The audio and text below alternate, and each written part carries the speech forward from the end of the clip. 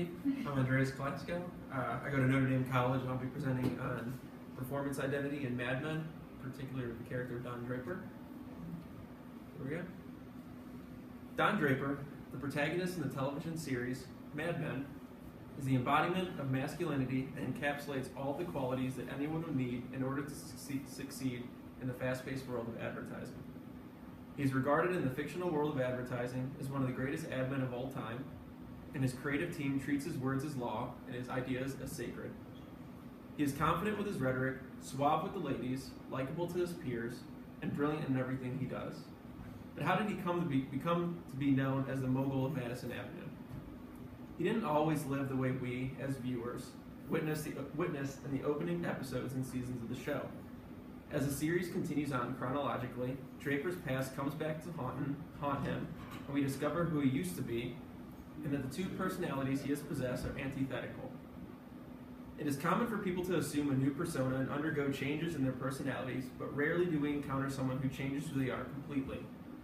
Judith Butler, a philosopher and gender theorist, created the theory of performativity and claims that our actions are the repeated stylization of the body, a set of repeated acts that congeal over time to produce the appearance of substance of a natural sort of being.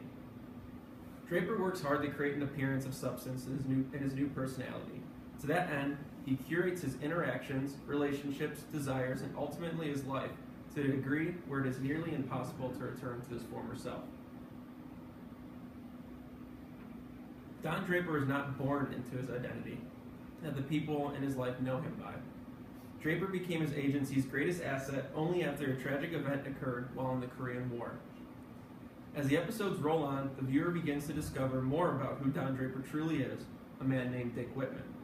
Although his co-workers, friends, and enemies know him as the top ad man living the life that many people would envy, he grew up a bastard child to a prostitute, forced to live in a poor and abusive home on a Pennsylvania farm, hated by his stepmother and ignored by his alcoholic father.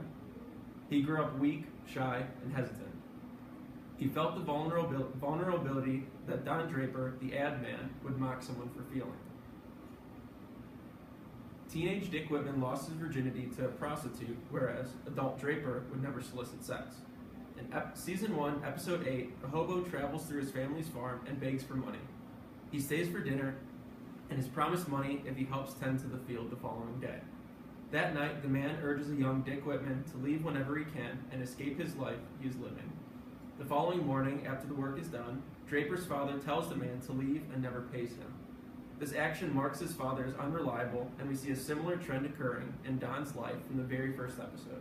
For example, we learn in the first episode that Don has a family in the suburbs while he sleeps around with women in the city. As a result, the protagonist cannot be trusted, meaning that we cannot believe everything he claims to be, and the lies do not end with his adulterous ways.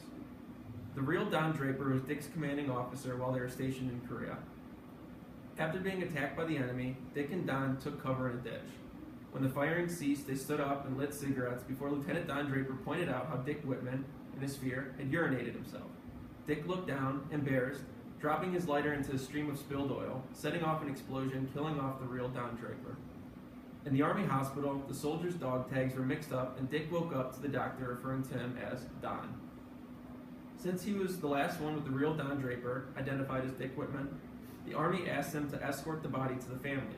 At this moment, he realized that he could leave his old world behind, so he assumes the dead man's life. Because the tags say Dick Whitman, the new Don is on the train going to deliver the coffin to the family. He sees them waiting, and he can't face them for multiple reasons. Particularly, he was never accepted by them, and he did not feel their love. Since he would be found out, at this point, he saw this time as a chance to escape. As he watched the family staring indifferently at the coffin, they think holds their son. A woman on the train notices him and asks if he knew the soldier. He responds that he didn't know him that well, and she remarks that, "You've got your whole life ahead of you. Forget that boy in the box." He accepts this invitation and realizes that this is his only way out, a chance to enrich his life with everything he was denied while growing up. He leaves Dick Whitman in the coffin and capitalizes on the opportunity to assume the identity of Don Draper in New York City. During a flashback to his early days as the new Don, he is working in a fur shop in New York City, and a man named Roger Sterling comes in to purchase a fur for a woman, Joan, whom we later discover is his mistress and works at his ad agency, Sterling Cooper. Sterling looks at an ad on the wall and inquires about who did the business's work, and Don reveals that he does. He views this as an opportunity to sell himself to Sterling in hopes that he could be hired. Sterling is not interested, so he just buys the fur from Don and delivers the gift to Joan, only to discover that Don had sneakily slipped a portfolio in the box in hopes that Sterling would change his mind. Draper shows up the following morning at the building of Sterling Cooper and invites Sterling out for a drink. While at the bar, Draper gets Sterling drunk enough that he can't remember what had happened. Again, the following morning, Draper is in the same building, and the following scene occurs. The hell I did? You hired me. What? When? Yesterday. You said welcome aboard.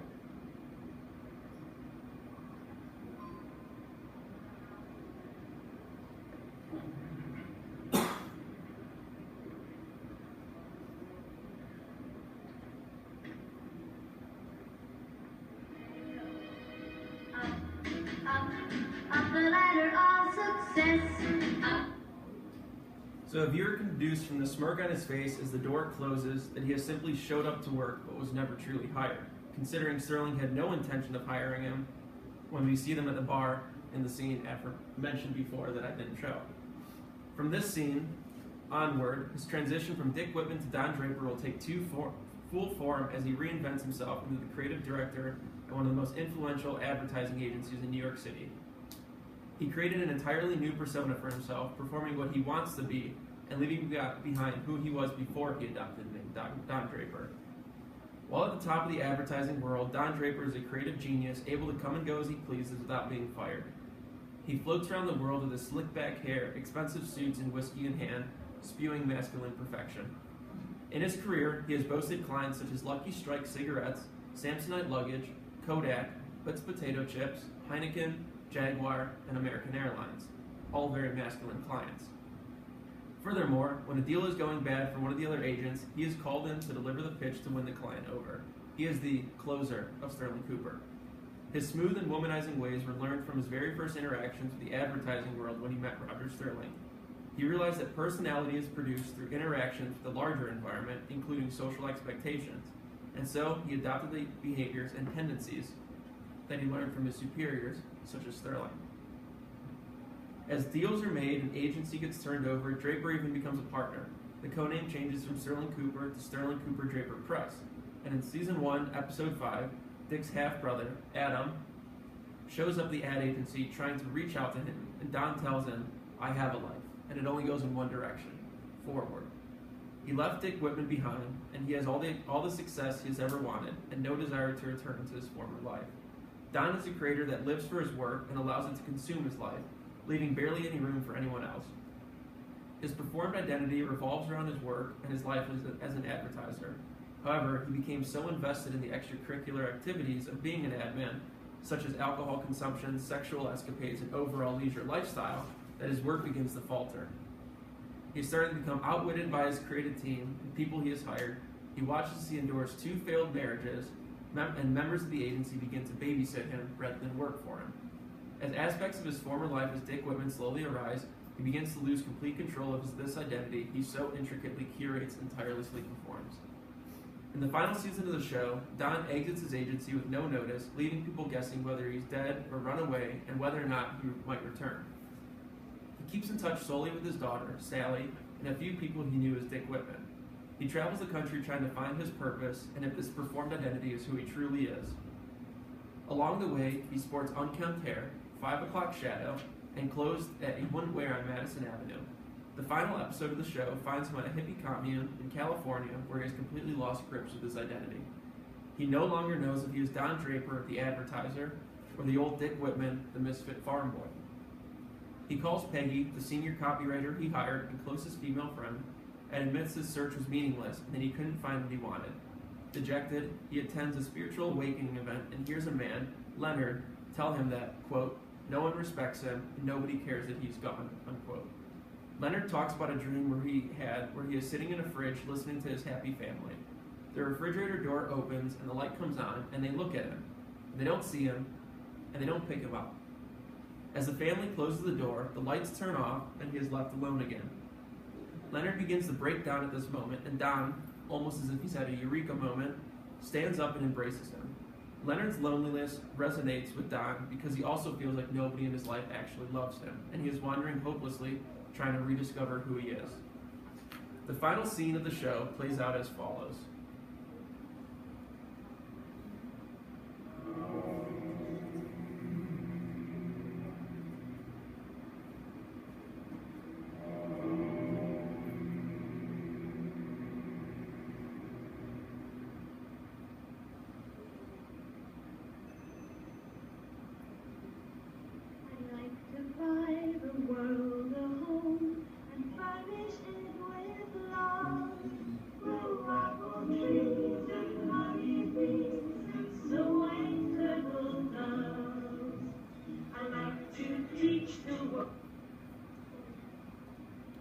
So at this moment, Don chooses to return to advertising and his performed identity, using his experience to create one of the most famous advertisements of all time.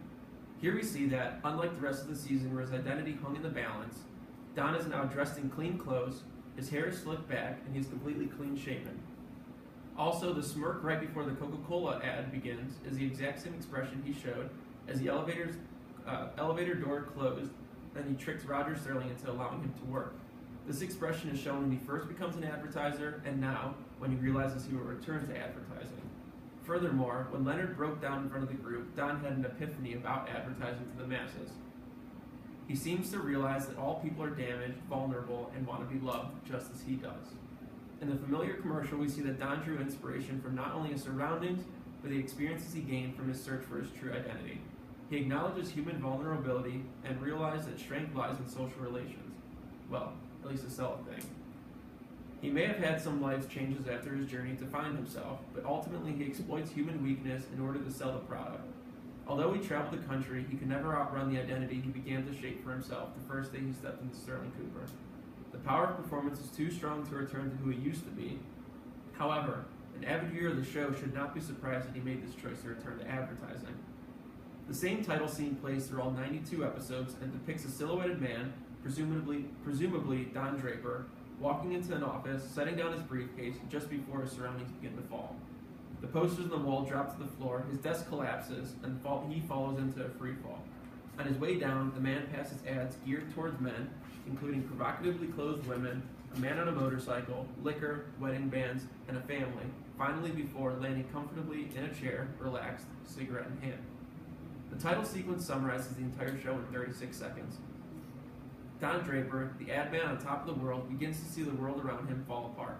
The ads depicted while the man plummets parallel the same downfalls of Don's life. As a silhouetted man falls, it is symbolic of Don's fracturing of identity, unable to catch his fall. Instead, he continues to plunge further into an abyss. Finally, the man is seated comfortably in his office, returned from his fall, just as Don has found his way back to being an ad man after his mental collapse. He was lost, but his performance as Don Draper is so intense that the traces of his former self were too weak to consume his newly curated identity. Personality is a collection of behaviors, or rather performances, which only gain significance through their repetition. Don Draper completely reshaped his life from what it once was, and, due to the power of performance identity, he couldn't return to his life before being an advertiser. From the moment he began working for Sterling Cooper, he developed the habits and qualities that an ad man in New York City possesses, and left behind his weak and feeble days as Dick Whitman. Although he had some doubts along the way, he always knew that the fast-paced life on Madison Avenue was for him. Don Draper stayed true to the words uttered to him on the train. He forgot the boy in the box in order to move on with his life. While speaking to his second wife, Megan, in episode 13 of season 4, Don says, "You don't know anything about me." And Megan replies, "But I do. I know you have a good heart and you're always trying to be better. And I know who you are now." This idea of now is significant because the man who he once was is irrelevant, and the man he became through his performance is all that matters. Through his performativity, he obliterates all traces of his former life as Dick Whitman. After creating the persona of Don, he traveled in only one direction, forward, as Don Draper, the self-made man, once again can claim his stake on Madison Avenue.